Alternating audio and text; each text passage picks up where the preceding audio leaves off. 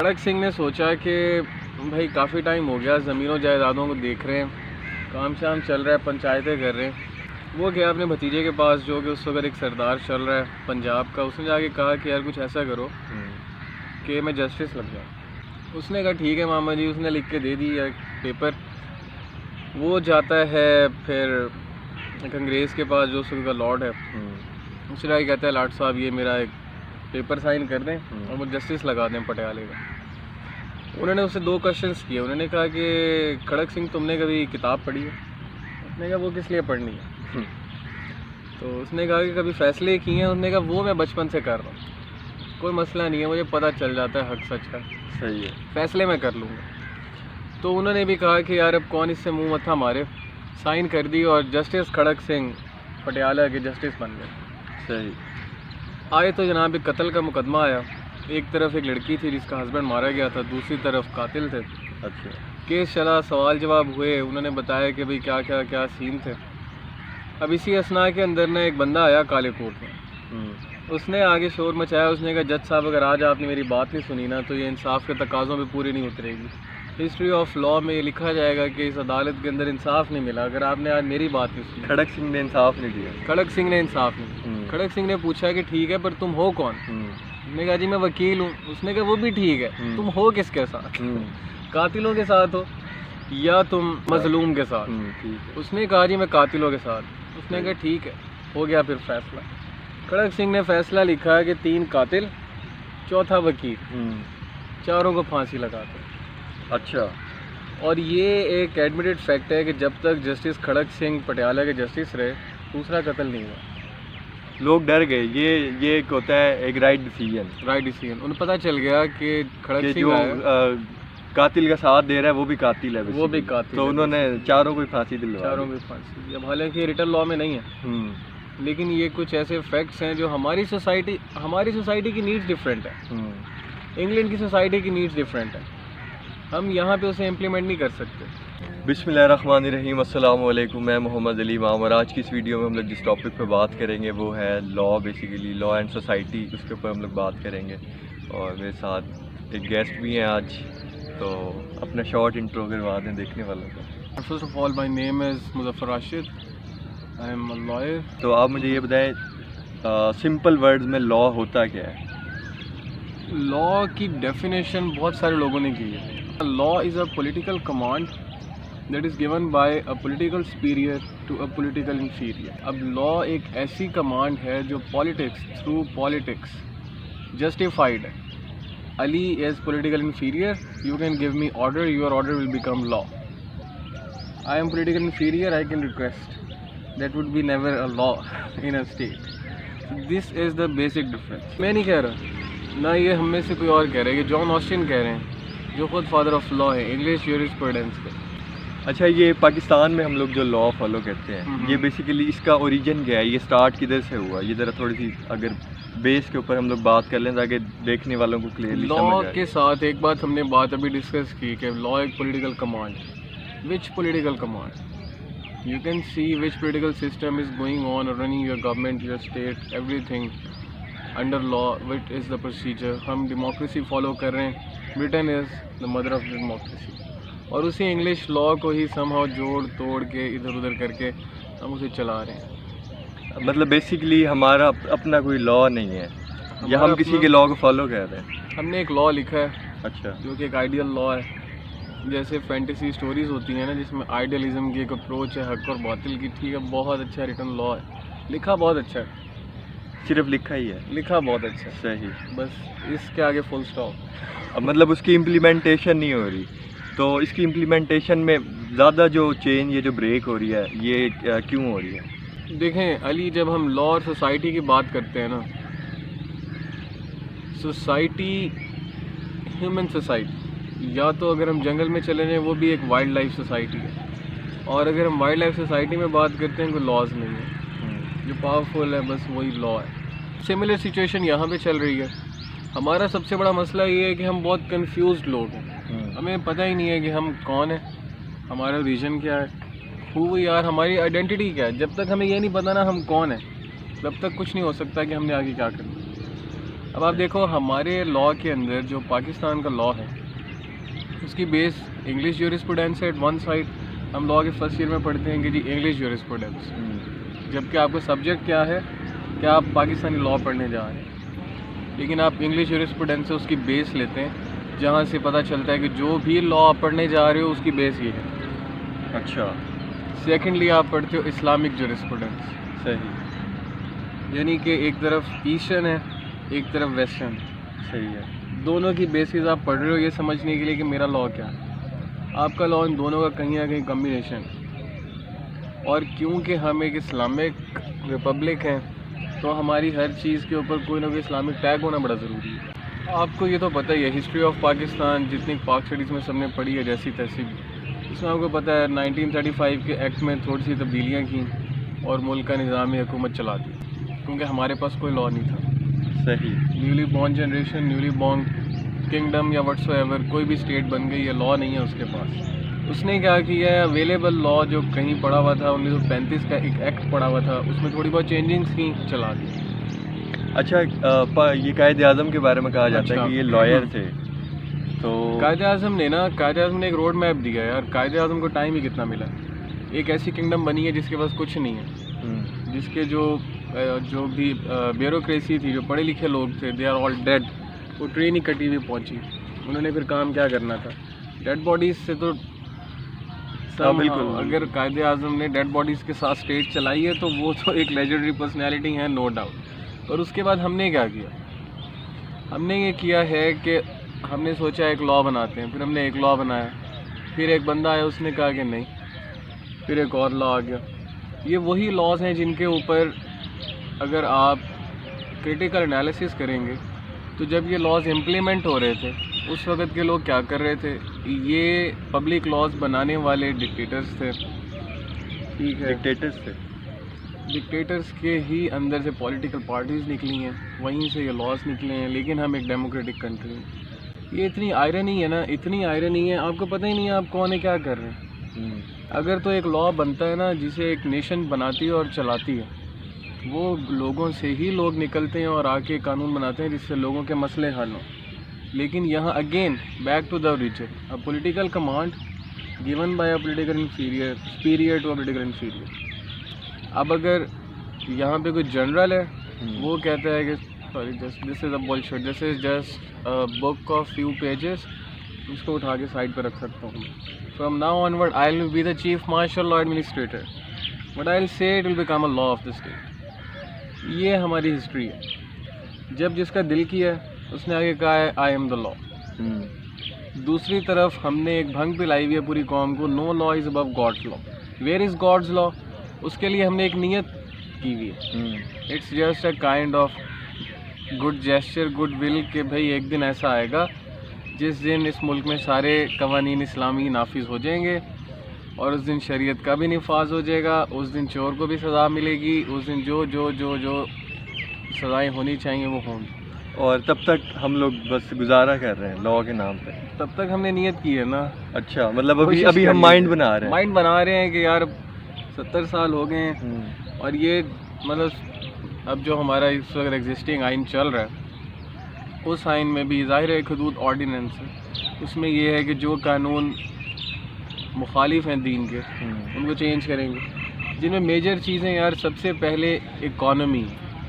اگر آپ کے اکنامک لاز ہی آپ کے نیڈس کو سیٹسفائی نہیں کر رہے, آپ کے لا کا کوئی فائدہ نہیں. تو ہم لوگ یہ بھی کہہ رہے ہیں کہ ہم اسلامک کنٹری ہیں اور اسلام کو ہم لوگ فالو کر رہے ہیں, اور ساتھ ساتھ ہم لوگ یہ بھی کہہ رہے ہیں کہ جی لا ہم نے جو ہے نا وہ ماڈرن رکھنا ہے. ماڈرن ہی ہے یہ. تو اس کو مطلب ہم لوگ اگر مرج کرنا چاہیں, 70 سال ہو گئے ہمیں پاکستان بننے ہوئے, تو 70 سال میں مطلب ہم لوگ اس کو ابھی تک اسلامک لا کو نہیں ہم لوگ کر سکتے.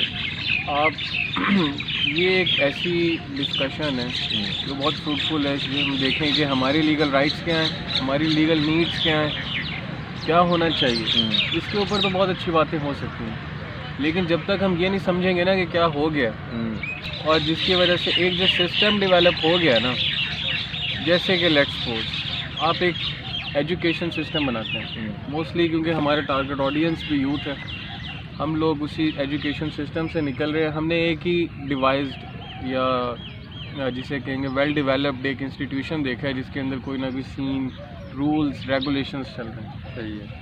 اب اگر آپ کے رولز اور ریگولیشنز یونیورسٹی میں ایسے ہوں جس سے آپ کی جو ایجوکیشن بیسک پرپز ہے وہی رہ جائے, اصل مقصد ختم ہو جائے, اصل مقصد ختم ہو جائے, آپ کی یونیورسٹی کا ایک رول بن جائے کہ آپ کا جو ڈین ہے وہی آل ان آل ہے, ٹھیک ہے, اور وہ ڈین فیصلہ کرے کہ یار اس بچے کو ڈگری دے دو, اس سے واپس لے لو. صبح اٹھا اس کا دل کیا ہے, وہ چیف مارشل لا ایڈمنسٹریشن ہے لیٹس سپوز, وہ کہتا ہے کہ علی کو ڈگری دے دو جبکہ علی نے ایڈمیشن ہی نہیں لیا, اور وہ کہتے ہیں کہ یار مظفر کو ڈگری نہ دو, اس نے ایگزام دے دی ہے ٹھیک ہے لیکن نہیں یار نہیں اس کو نہیں دیں. اگر اس ٹائپ کا سرکل چلے گا نا, ہماری ہسٹری آف لا بھری پڑی ہے ایسی چیزوں سے. ہر کوئی بیسیکلی اپنے حساب سے چلتا ہے, جس کا جو دل کیا ہے اس نے وہ بات کی ہے, اس نے وہ لا ایڈ کر دیا ہے, ایڈ نہیں کیا تو اس کو امپلیمنٹ کروا دیا ہے, اور اسی طرح سے جو ہے نا وہ ہماری بیس خراب ہوگی. اب ہماری جو ہسٹری رہی ہے, ایک طرف ہم کلیم کرتے ہیں کہ یار یہ پاکستان کی کوئی 70 سال کی تاریخ نہیں ہے, ہم تاریخ پڑھنے نکلتے ہیں تو ہمیں پہلے پڑھاتے ہیں عربوں کی تاریخ. چلو ٹھیک ہے یار, مسلمان ہیں بہت اچھی بات ہے. پھر ہمیں پڑھاتے ہیں مغلوں کی تاریخ, پھر ہمیں پڑھاتے ہیں ترکوں کی تاریخ, پھر ہمیں پڑھاتے ہیں ہندوستانیوں کی تاریخ. لے دے کے پاکستان کی اپنی کیا ہے.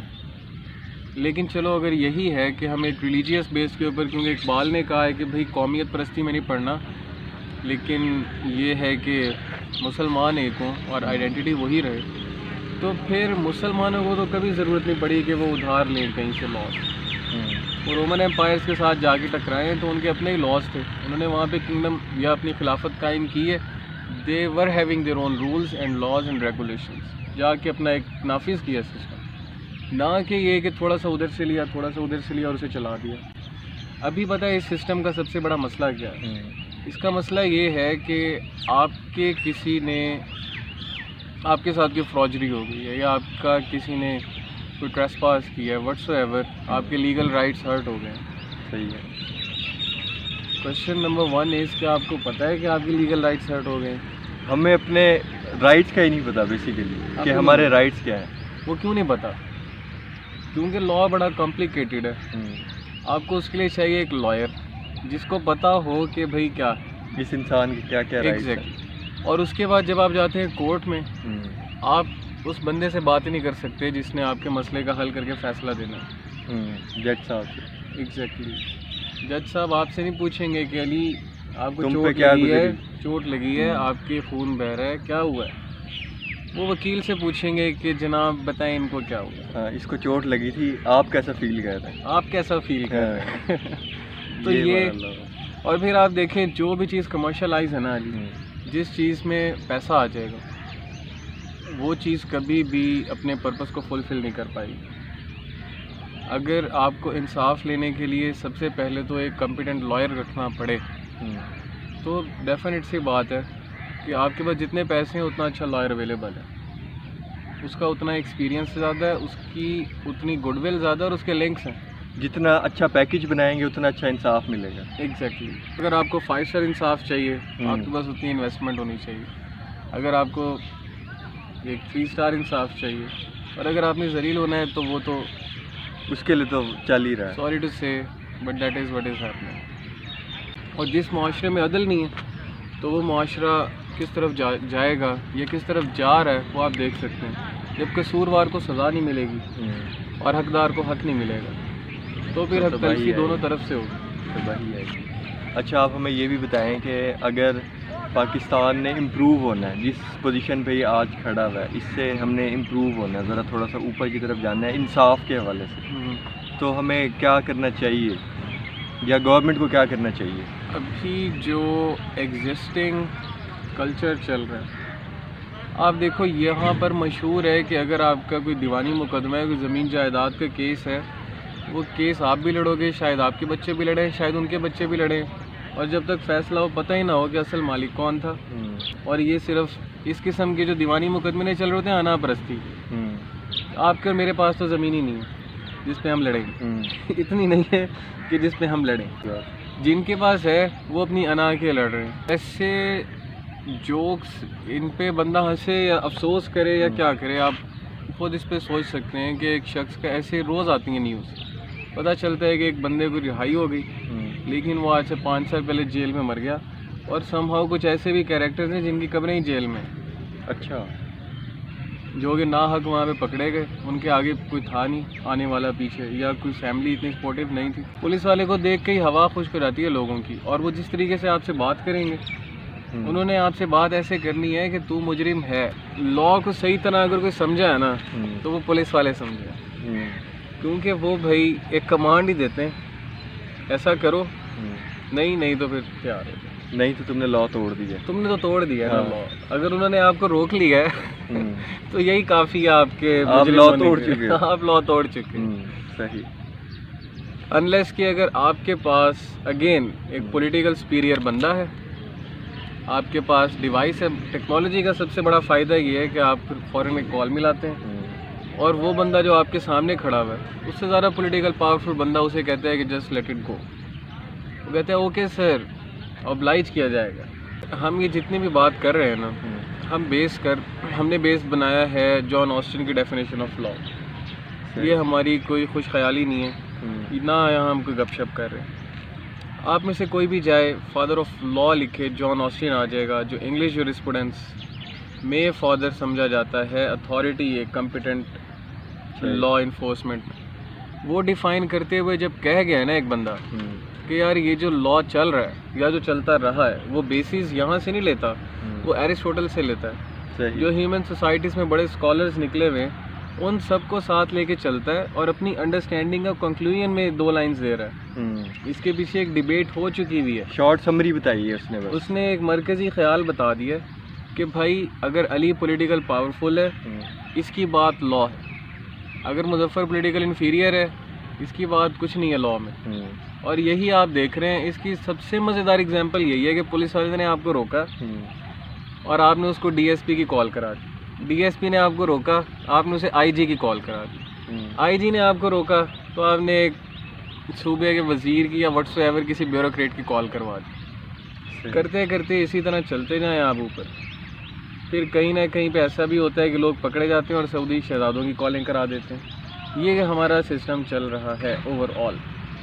اچھا، آپ ہمیں یہ بتائیں کہ اگر جس طرح سے آپ لا آپ کر چکے ہیں، آپ ایک لائر ہیں، تو آپ اگر کسی لا کو چینج کرنا چاہیں، ظاہر ہے کہ ہر بندے کی اپنی فیلڈ سے ریلیٹڈ ایک فینٹیسی ہوتی ہے، تو وہ کون سا لا ہوگا جو آپ چینج کریں گے؟ یار فرسٹ آف آل تو اگر میں نے لا چینج کرنا ہوتا تو میں لائر نہ ہوتا۔ اچھا، صحیح۔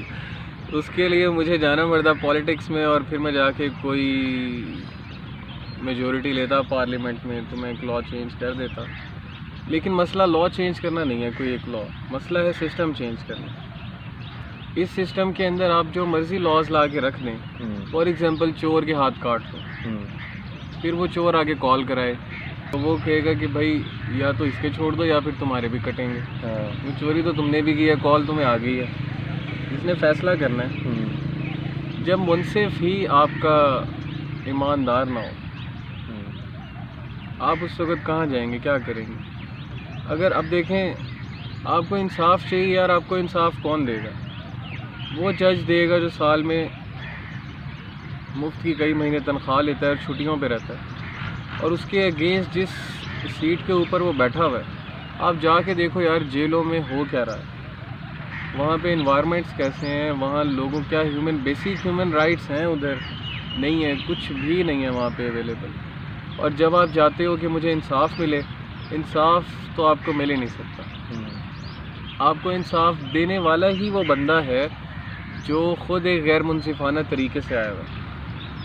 اسلام سے دور ہو گئے بیسیکلی، ہم لوگوں نے اسلام کو فالو نہیں کیا، ہم وہ چیزیں بھول جاتے ہیں کہ یہاں پر تو شاید ہم کچھ بھی کر سکتے ہیں، پر آگے ہماری پکڑائی ہے۔